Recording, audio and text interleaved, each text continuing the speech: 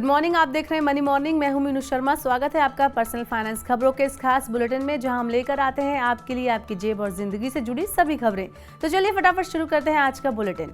महंगाई के मोर्चे पर आई एक और अच्छी खबर। थोक महंगाई दर अप्रैल में घटकर आई 34 महीने के निचले स्तर पर। अप्रैल महीने में थोक महंगाई दर 0.92% के नीचे रही। थोक मूल्य सूचकांक आधारित महंगाई में लगातार 11 महीने से जारी है गिरावट। इससे पहले जून 2020 में WPI महंगाई 0 से 1.81% थी नीचे। WPI महंगाई मार्च में 1.34% और पिछले साल में 15.38% थी।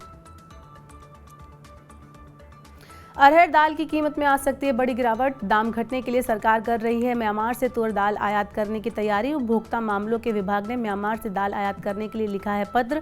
म्यांमार से दाल आयात होने से भारतीय बाजार में कीमतों में आ जाएगी गिरावट। म्यांमार अरहर और उड़द दाल का है एक प्रमुख उत्पादक राष्ट्र।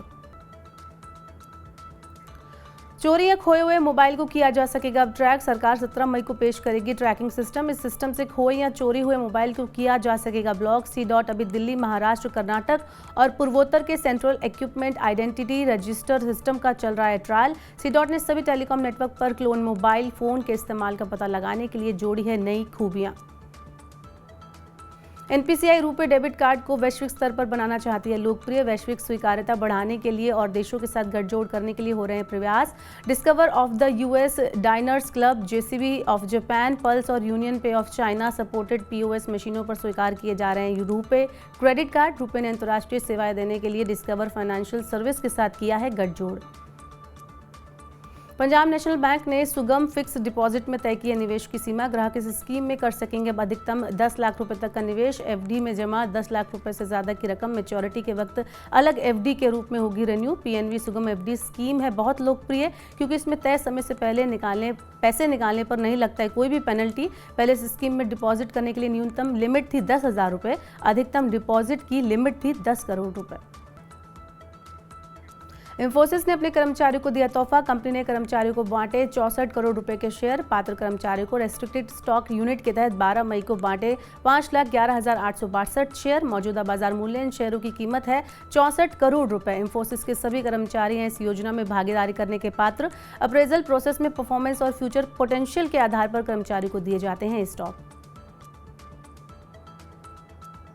देश के 7 प्रमुख शहरों में घरों की बिक्री बीते वित्त वर्ष में सालाना आधार पर 48% बढ़ी। एक साल में बिके 3.47 लाख करोड़ रुपए के घरों की भारी मांग और कीमत बढ़ने से हुई इनमें बढ़ोतरी। रेजिडेंशियल प्रॉपर्टी की बिक्री कीमत के आधार पर साल 2021-22 के 2,34,850 करोड़ रुपए के बढ़कर साल 2022-23 में हुई 3,46,960 करोड़ रुपए। संख्या के मामले में बिक्री साल 2021-22 के 2,77,783 घरों से बढ़कर साल 2022-23 में हुई 3,89,095 इकाई।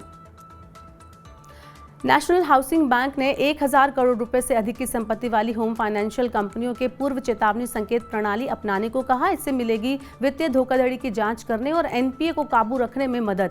EWS सिस्टम को अपनाने से लोन अकाउंट के NPA में बदलने या धोखाधड़ी से पहले ही मिल सकेगी इसकी जानकारी। रुपे ने डेबिट क्रेडिट कार्ड के लिए CVV के बिना भुगतान विकल्प किया शुरू। उन प्रीपेड खाता धारकों को मिलेगी सुविधा जिन्होंने विक्रेता के ऐप या वेब पेज पर अपने कार्ड को किया है टोकन। कार्ड धारक को अपने वॉलेट तक पहुंचने के लिए किसी कार्ड का विवरण या याद रखने की जरूरत नहीं होगी। नई व्यवस्था के तहत कार्ड के वास्तविक ब्यौरे की जगह टोकन नंबर का होगा उपयोग। रेलवे स्टेशनों पर लगेंगे अब एक जैसे संकेतक। यात्रियों की आसानी के लिए रेलवे स्टेशनों पर संकेतकों का रंग, फॉन्ट और चित्रलेखों के उपयोग के आधार पर किया जाएगा मानकीकृत। अमृत भारत स्टेशन योजना के तहत पूरे भारत में 1,275 स्टेशनों का किया जा रहा है रीडेवलपमेंट।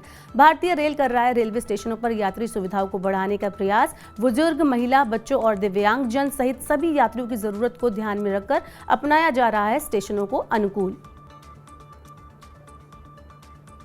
BSE ने देश की प्रमुख एक्सचेंज में फिर से शुरू किया सेंसेक्स और बैकेंक्स वायदा अनुबंध। वायदा अनुबंधों की इस पेशकश के तहत वायदा और विकल्पों के लॉट आकार होंगे घटे हुए। सौदे समाप्त होने के नए साइकिल की भी होगी शुरुआत।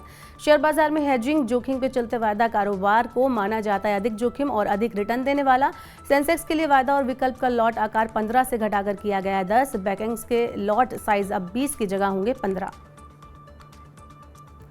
बॉन्ड म्यूचुअल फंड में अप्रैल में जोरदार हुआ निवेश। इस योजना में जुटा 1 लाख करोड़ रुपए से अधिक की नकदी योजनाओं की हिस्सेदारी है 60%। ऋण जोखिम, बैंकिंग और पीएसयू फंड श्रेणी को छोड़कर बाकी सभी श्रेणियों में देखा गया है शुद्ध प्रवाह।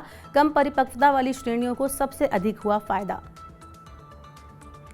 हीरो मोटोकॉर्प कर रही है चालू वित्त वर्ष में रिकॉर्ड संख्या में नए मॉडल उतारने की तैयारी। विशेष रूप से प्रीमियम खंड में कंपनी करना चाहती है अपनी बाजार हिस्सेदारी।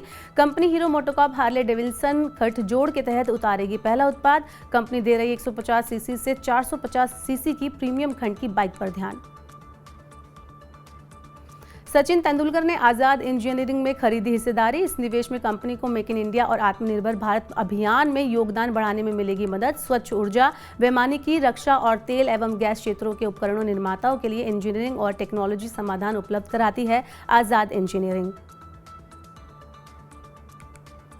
तो मनी मॉर्निंग में फिलहाल के लिए इतना ही, लेकिन चलते चलते देते हैं आपको एक जरूरी जानकारी। इंश्योरेंस मिस सेलिंग से कैसे बचें? अगर इससे भी जुड़ा आपके पास कोई सवाल है तो आप हमारे खास शो हेलो मनी 9 मेरा सवाल है में पूछ सकते हैं। शाम 4 बजे हमारे सहयोगी प्रियंका संभव के साथ होंगे खास मेहमान विरल भट्ट, जो देंगे आपके सभी सवालों के जवाब। सवाल पूछने के लिए आप हमारी स्क्रीन पर नंबर देख सकते हैं 9311211874। आप अपना सवाल इस पर व्हाट्सएप करें। सवाल के साथ अपना नाम, शहर का नाम और अपना सवाल पूरी डिटेल में लिखना ना भूलें। तो आज के बुलेटिन में बस इतना ही। अपने काम की जरूरी खबरें और महत्वपूर्ण खबरें देखने और समझने के लिए सब्सक्राइब करें हमारे यूट्यूब चैनल को। पर्सनल फाइनेंस से जुड़े खास कार्यक्रम देखने के लिए मनी 9 के ऐप को डाउनलोड करना ना भूलें। बने रहिए मनी 9 के साथ। नमस्कार।